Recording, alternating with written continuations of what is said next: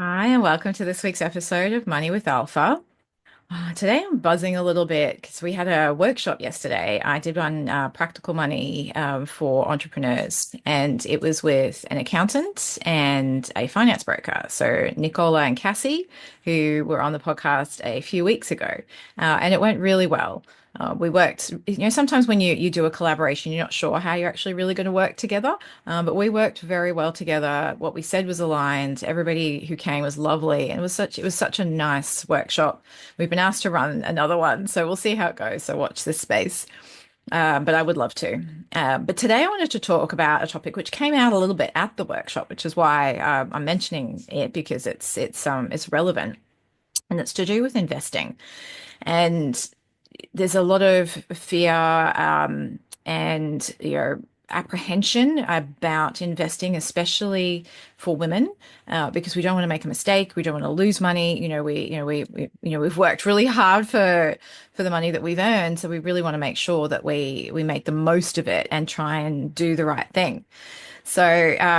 But it was interesting because this came up yesterday. So I wanted to talk about investing to suit your personality as well, and how that impacts because everybody's different. And there's so many elements of who we are that make how we manage money different, and investing is no different to that.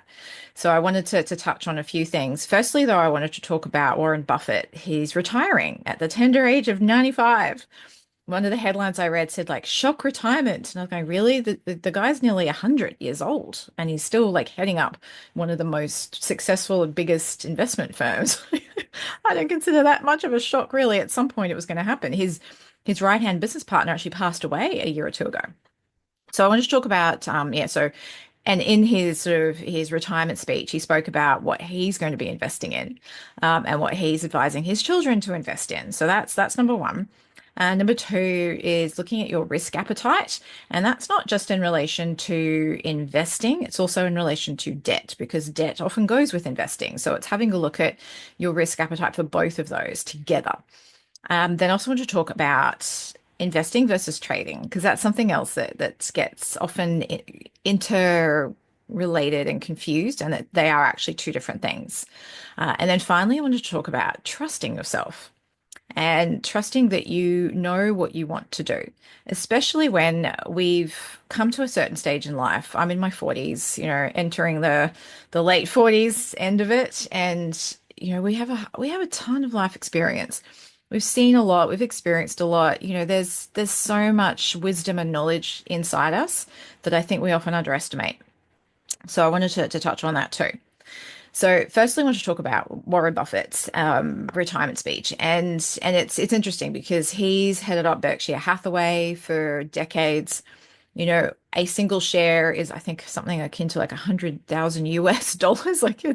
And they don't pay dividends, so people just literally buy. He's never sold any of his shares, so he's just kind of bought and sat on like a hen on his eggs, her eggs.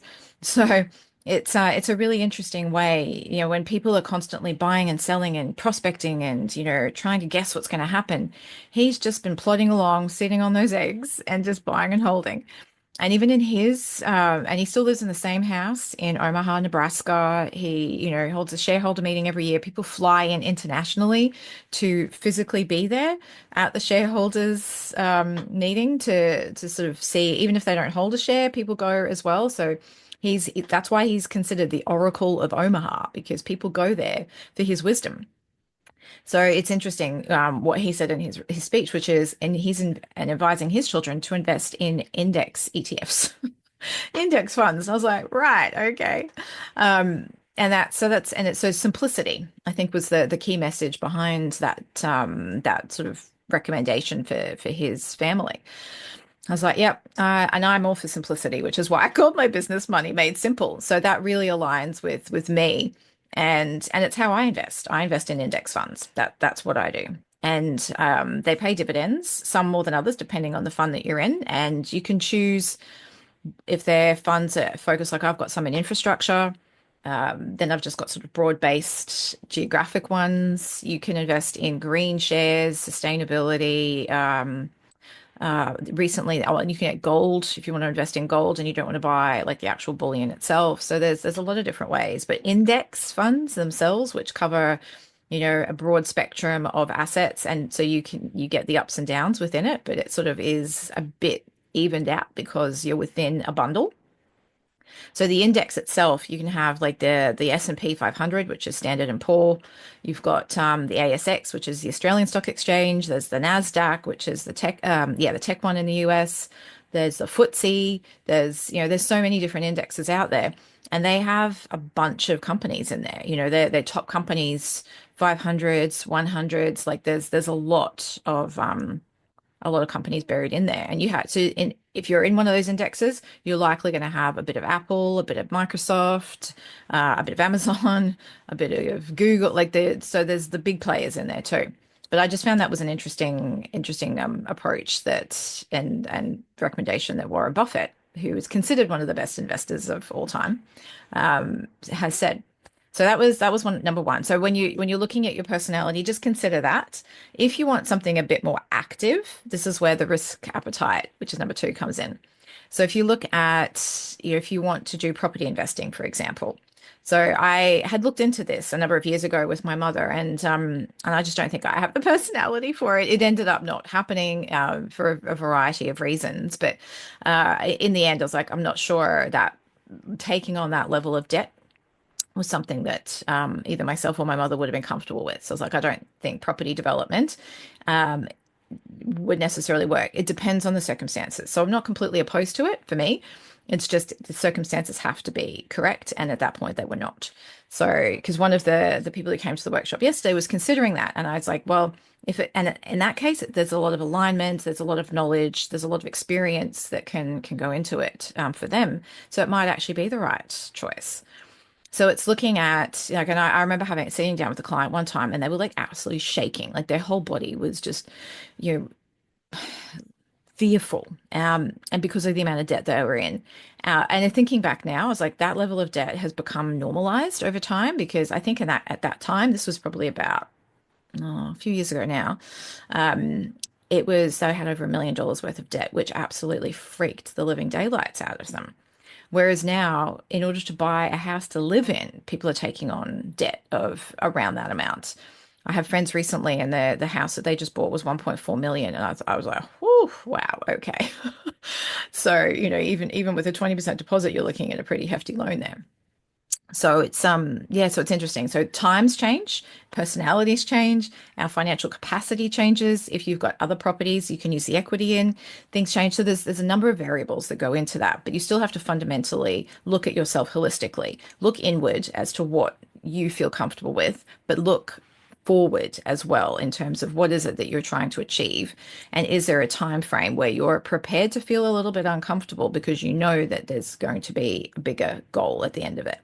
So again, this is where clarity on your vision as well becomes really, really important, because when things get a little bit shaky, your vision will help see you through those tough times. So yeah, so that's the debt levels and what time frame you've got as well. If you're in your late 40s, early 50s, taking on that kind of debt, probably not such a great idea. If you're in your 20s and 30s, you've got longer to pay it off. You've got the ability to grow your income. Or if you're in a state where you've got the equity, like you bought something when you were younger, it's exploded in value, so you could either sell that or use the equity in it to buy something. So it really, really is so individual, which is why yesterday at the workshop, all three of us, when we were presenting the word "it depends," came up quite a lot to the answer to the questions, because it really does depend on so many variables. But yeah, so looking at how much time you've got, what your earning capacity is, what your actual tolerance for risk and discomfort is, what sort of support you've got. Like, are you investing with a partner? What is it that you're actually wanting to do, and how can you sustain that? And what kind of equity do you have to support it as well? Because as we get older, we do have a bit more equity to deal with. Like my husband and I have our house. I have to admit, I don't like the idea of using the equity in our house for something else, but it depends on what that something else is.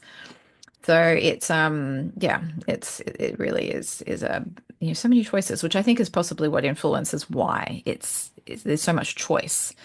But keeping it simple, just come back to basics, look at your vision, look at what you're planning for. You don't need to overextend yourself, but at the same time, you might need to push yourself a little bit out of your comfort zone in order to achieve what it is that you want to achieve. And just as an example, even buying the house that we live in, for me, that was out of my comfort zone. I don't really like debt.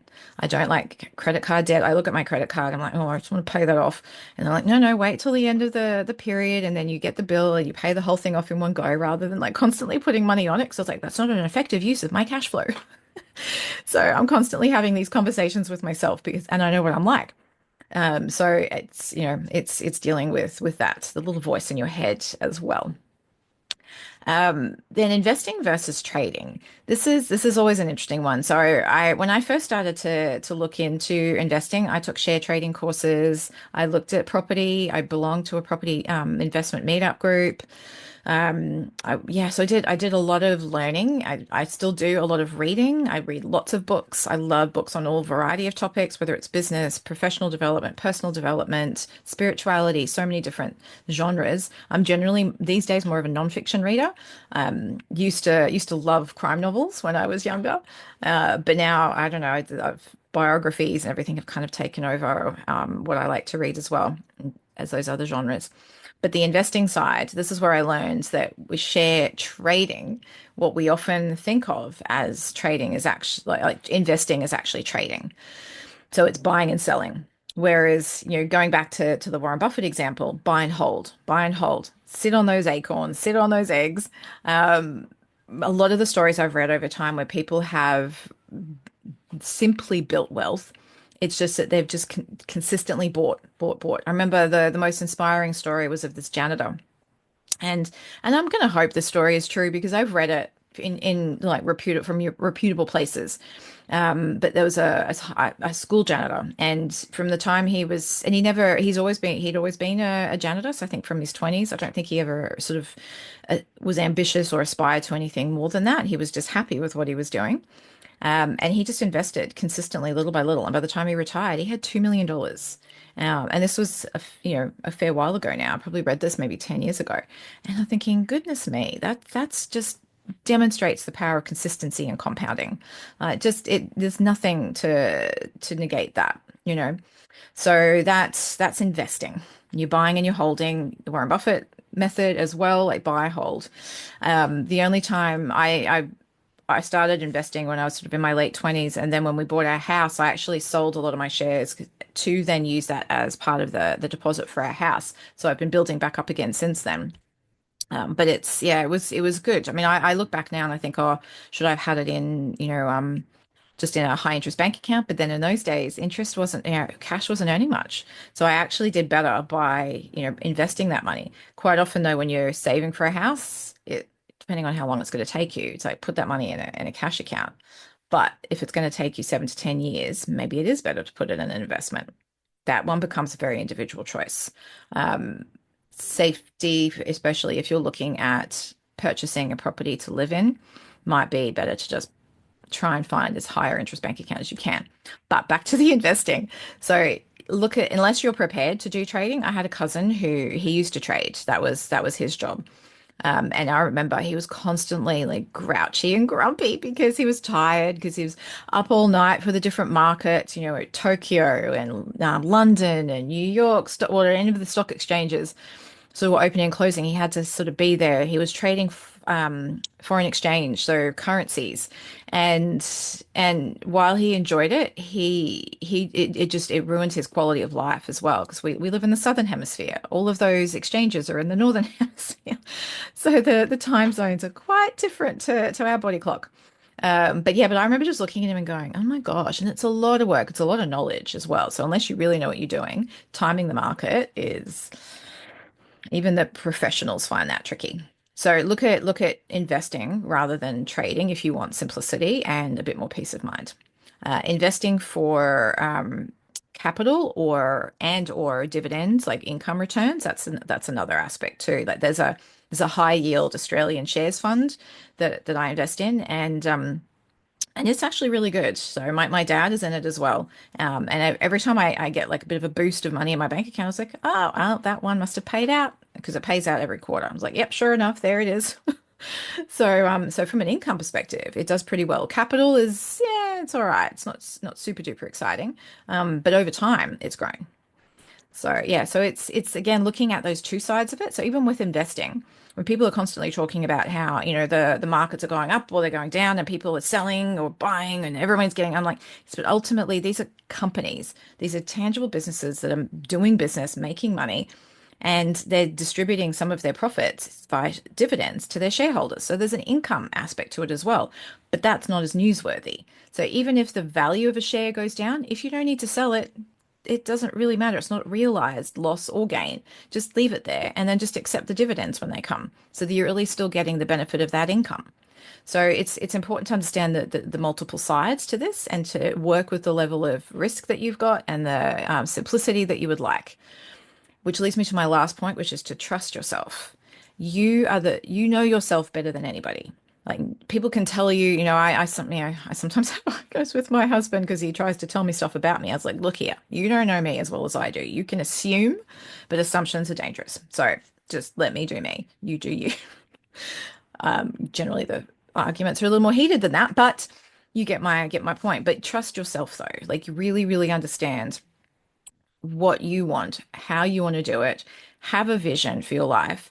You do need to have an aligned vision with your partner. Like my husband and I talk about that part quite a lot, and we are pretty aligned on that. I mean, there's still variables and things that change. He's 10 years older than me, so there's going to be different stagings of things. As you know, I'm in my sort of mid to late 40s, he's in his mid to late 50s.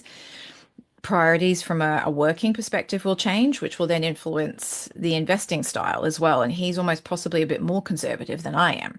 So that's why we manage our finances quite differently, especially from the investment side of things, because it's more peaceful to do it that way. And it is still our own money and our savings and retirement funds and all of that. So it makes more sense that we each get to decide and control our own destiny in that regard, which is why it's so important for women in particular to be aware at least of where their money is, understand enough about what they want to do, be aligned if they can be with their partner in relation to where you're heading, how much gets put aside for what, where things are coming from, where things are going, what you're actually building towards. Those sorts of discussions are really, really important. How you then do it, you can each do it slightly differently. As long as you're both heading to the same direction, if one's kind of going a little bit like this and the other one's going like this, that's okay. But eventually you have to kind of come together at a common point. But just trust that you will know what to do. And if you have an idea of something and you're not completely sure about it, ask. You can ask me, and if I don't know the answer, I will point you in the direction of somebody who can answer it. I very rarely like to say to somebody, I don't know, and just leave it at that. I find that I don't like that because I like to figure things out. So it's really, really important to have that level of clarity and trust and faith in yourself. So I'll just recap all of those. So firstly, we spoke about Warren Buffett and his retirement speech around how he's advising his family to invest. Secondly, we spoke about your risk appetite for both debt and investing itself, and then the timeline that you've got for that. So how long have you got left sort of to invest in your working life?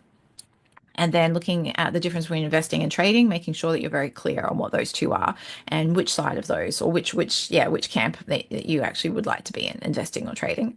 And then finally, trust yourself. Take in information, listen to what people have to say, learn and grow, but then ultimately trust that you know yourself better than anyone else. Okay, with that, I will leave you to have a lovely week and I will catch you again next week.